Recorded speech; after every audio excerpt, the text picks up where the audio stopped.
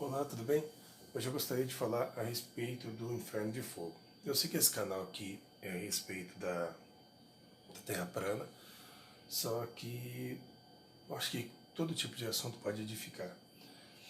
O, o caso é que muitas pessoas acreditam nesse tormento e às vezes até cultuam esse tormento como se fosse algo bom. Mas eu gostaria de mostrar, por meio das minhas pesquisas, pode ser que você aí tenha outros textos que podem alegar, comprovar que o inferno existe. Então, as pessoas que acreditam que o inferno existe, botam o texto bíblico embaixo e a gente faz outros vídeos falando a respeito desses mesmos textos. O problema é, a palavra inferno, ela poderia estar na Bíblia? Eu acho que não, porque a palavra inferno é latim e ela foi usada para substituir a palavra Sheol, Geena, a palavra tártaro ou abismo, alguma coisa assim, e também a palavra Hades, acho que é Hades também. E o que acontece é que algumas dessas palavras significam simplesmente sepultura. Olha para você ver que coisa interessante. Ó. Aqui na Bíblia King James, agora a gente vai começar a falar o porquê da Bíblia não dá sentido para o inferno de fogo. Gênesis 3,19 diz assim, ó, com o suor do teu rosto comerás o teu pão, até que voltes ao solo, pois da terra foste formado, porque tu és pó, e ao pó da terra retornarás. Percebe aqui que da onde ele foi feito é para onde ele voltaria? Tá. Quem afirmou que Eva não morreria se comesse do fruto? Foi Deus? Não. Mas agora tem uma coisa que é interessante. Primeiro, a punição para quem comesse do fruto era a morte. Agora, vamos lá. Digamos que você te deixa um aviso de você não fazer tal coisa, porque você receberia tal castigo. Chega lá, você faz aquilo que é errado, você toma aquele castigo e mais um monte de castigo de acréscimo por toda a vida. Será que não seria injusto? Então, isso a gente pensando de uma forma humana. Imagina Deus que é amor, né? Sustentar a pessoa pela eternidade num sofrimento eterno. Mas vamos lá, né? É porque às vezes as pessoas não conseguem entender. Pessoas tão inteligentes às vezes não conseguem entender. Aqui nos Salmos 146, ele diz assim, ó, não canteis como os príncipes, como os menores seres humanos são incapazes de salvar. Ao se esvaziar seu espírito, eles voltam ao pó e no mesmo dia seus planos se apagam. Esse texto aqui, ele vem dizendo aqui, ó, se você catar o original no hebraico, justamente essas palavras se referem o pensamento da pessoa se acaba. Peraí, se esvaziar seu espírito, os planos se apagam. Tem até outra versão de Bíblia que diz assim, ó, sai o espírito, olha lá, e perecem seus pensamentos. Quando ele volta a ser pó, seu espírito sai e perecem seus pensamentos. A pessoa pode falar assim, não, mas aí você está vendo de uma forma carnal. Não, eu estou vendo da forma que está escrita. Não tem muita coisa que está escrita aqui. Eclesiastes 9 diz assim, ó, portanto, os que estão entre os vivos sabem que morrerão, mas os mortos não sabem mais nada. Não haverá recompensa para eles, nem mesmo lembrança restarão acerca de suas pessoas. Aí você pensa, ah, mas o que tem a ver? Nada a ver. Não, aqui está dizendo que as pessoas que estão mortas não sabem de nada.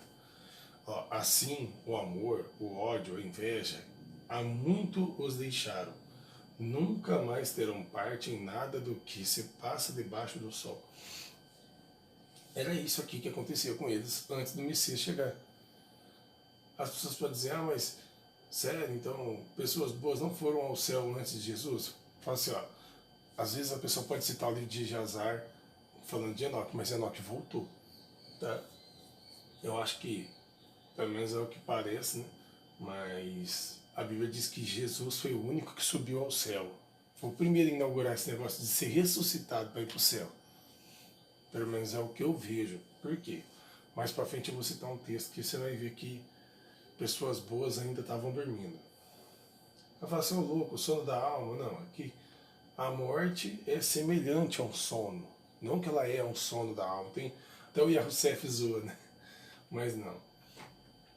Aqui, ó, o 10, Eclesiastes 9, 10. Sendo assim, tudo quanto vier à mão para realizar, fazer com o melhor das tuas forças. Porquanto para o Sheol, a sepultura, ó, aqui, ó, essa palavra as pessoas às vezes vertem para o inferno. Para onde vais, não há atividade, trabalho, reflexão, planos, conhecimento, saber, nem nada. Isso é o que a Bíblia diz. Você pode pegar a tua Bíblia e não vai mudar nada. Não vai mudar nada. Então está dizendo aqui, ó, lembrem, ó, reflexões, planos, conhecimento, saber, trabalho. É meio difícil, né, de pensar ao contrário disso. Agora, esse texto aqui é interessante, de Eclesiastes 3, 19 e 20. Diz assim, ó. Lembrando que quem escreveu isso tem Espírito Santo. Tá? Porquanto a sorte do ser humano e a do animal é idêntica. Como morre um, assim morre o outro. E ambos têm o mesmo espírito, o mesmo fôlego de vida. De fato, o ser humano não tem vantagem alguma sobre os animais. E assim, tudo não passa de uma grande ilusão. Então, tudo e todos se dirigem para o mesmo fim. Tudo vem do pó e tudo retorna ao pó. Então dá para você ver, aqui nesse texto ele vem dizendo que o espírito é igual, o fôlego de vida.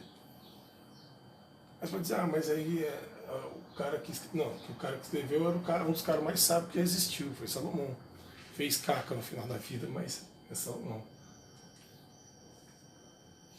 Aqui, ó, de novo, ó, falando que no Sheol, na sepultura, não há fidelidade, que é Isaías 38, 18. Que eles não vão louvar, quem louva é os vivos. Salmo 115 lá. Não estão os mortos a louvar o Senhor, nem os que descem à região do silêncio? Mas nós bendiremos ao Senhor desde agora para sempre. Aleluia. Aleluia, né? A palavra aqui está complicada. Então o que acontece? Às vezes pensa assim, ô louco, mas e as pessoas boas, será que eles não vão ser ressuscitados? O Jó tinha fé de que seria ressuscitado. Ele, em Jó 14, 14 e 15, ele vem dizendo que ele esperaria todos os dias do seu labor, do seu trabalho árduo. Ele falou assim, mas será possível que alguém que morra volte a essa vida depois de ter morrido? E ele estava se perguntando, quanto a mim, eu esperarei por dias melhores, até que seja liberto das minhas lutas e do meu árduo labor. No dia da libertação, me chamarás e eu te responderei, e terás grande prazer na minha pessoa, pois me criaste. Aí você vê que pessoas boas tinham esperança. O que é interessante, eu vou deixar esse texto aqui, eu não vou ler tudo que é muito grande, a gente vai perder o foco. Mas em Atos 2, do 29 ao 36, ele vem falando a respeito de Davi. Davi era uma pessoa boa, Davi tinha Espírito Santo, Davi escreveu um monte de cânticos, de salmos. Inclusive o mais bonito deles, que é o 51, eu acho esse muito lindo, que é quando ele peca contra Deus e pede perdão, começa a pedir perdão para Deus em forma de música. Davi, ele tinha Espírito Santo, Deus o protegia desde pequeno, ele matou urso, matou o leão com a pedrada, né, com a funda, ele matou Davi, matou Golias, né, e você vê que ele era um cara que tinha Espírito Santo. Mas o que acontece? Desculpa aí, gente. Ele diz assim, Davi não foi elevado aos céus. Aqui, aqui, Atos 2, do 29 ao 36. Vocês podem ler na casa de vocês, eu acho que vai ficar meio comprido eu ler tudo isso. Até o 36. E você vai ver que, na realidade, o próprio Davi, por ser um cara bom, ele não subiu aos céus. Aqui, ó, Ezequiel 33:11 vem mostrando o que Deus pensa sobre a morte de uma pessoa ruim. Ó, então lhes orientarás, dizendo: tão certo como eu vivo, diz Yahweh, pode ser, eu acho que é Yahweh, mas eu acho que o termo correto é Yahweh. O Senhor Deus, não tenho qualquer prazer na morte do incrédulo, mas sim a minha alegria está em que o ímpio venha a ser convertido e se desvie do seu mau caminho e viva. Você pode pegar e dar uma lida nesse você pode ler, na realidade, Ezequiel inteiro, ele vem sobre alertar as pessoas más. Em Ezequiel 18, acho que 19, 20, ou 18, 20, alguma coisa assim. Eu acho que 18, 20. Vem dizendo que Deus não se alegra com a morte de ninguém. Agora, se ele não se alegra com a morte de ninguém, e não se alegra nem com a morte do ímpio, mas que ele se torne uma pessoa boa, como ele se alegraria pela eternidade de fazer essa pessoa sofrer? Tá. Jeremias 7 vem dizendo que eles. Aqui, ó, Jeremias 7, 31. Que eles construíram um alto no vale de Ben-Ion. Aqui é outra palavra que também é substituído, que isso daqui é a Geena. Tá? Ficava no vale de Ion.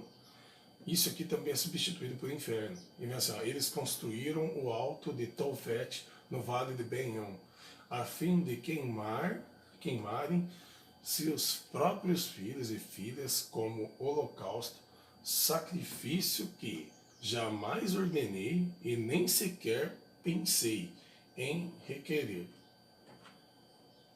E diz assim, ó, e edificaram os altos de Tofet, que está no vale do filho de Inon, para queimarem no fogo seus filhos e suas filhas, o que nunca ordenei, e nem me veio à mente. Então nunca se passou isso pela mente de Deus, queimar alguém pela eternidade. Entendeu? É complicado. Eu vejo lá o professor, eu concordo com tanta coisa que o professor Afonso fala, mas quando ele fala de inferno, eu fico com vontade de poder entrar no vídeo e falar, cara, para de falar de inferno.